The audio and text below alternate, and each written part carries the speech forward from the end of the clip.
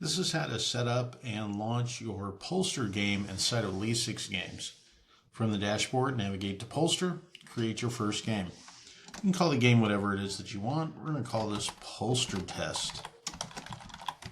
Every game inside of Lesix Games allows you to identify a class, meeting, session in which this game is associated. In this case, we're going to call it the AI Marketing Toolkit. We've set it up this way so that anytime you play a game, you can save it for future use anytime you have to use it inside of that class or setting.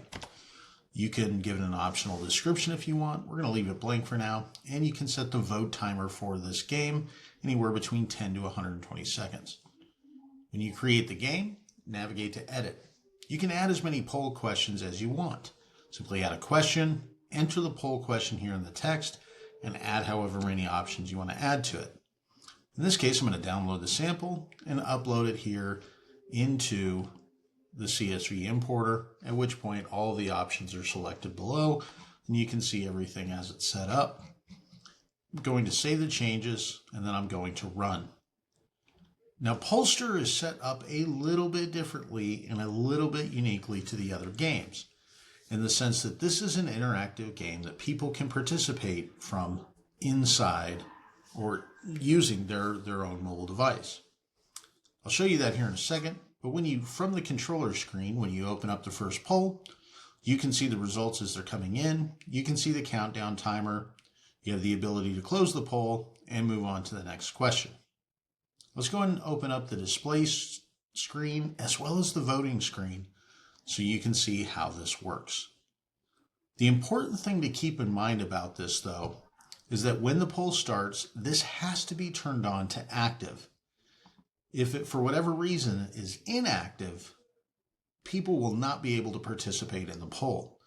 So make sure that that option is turned on and the voting screen will be available for them. So when you open the display screen, before you open the first poll question, you will notice here that there's a QR code for participants to scan with their device. When they scan that code, they will then bring up the voter screen, and it will read here that we're waiting for the host to start the poll. Make sure that this is turned to active and click Open First Poll. When you do that, you will see the live updated screen here. You will see the countdown timer is identical across the entire platform. And on the mobile device, you will be able to select whatever option you want to select. I'm going to select blue and submit vote. You will see on both the controller screen as well as on the display screen the live results taking place, at which point, when the voting is closed, blue will be identified as the winning choice, and then you can discuss whatever you need to discuss, saying that blue being the correct choice. All of those who voted for blue, absolutely, this is why blue is the correct choice, or whatever sort of learning lesson you want. When you click next, it moves to the next screen, and again, the same process goes through on each of the questions. All the way through, as soon as you open voting on the next question, the voting screen on the part of the device will allow that vote to be recorded. And you simply end the game, at which point polls are closed. Thank you for participating. The display screen says, thank you, polls are now closed.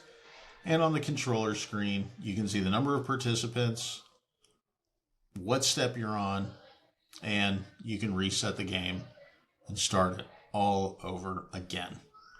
And if you do restart it, you'll notice that the answers here are all cleared out.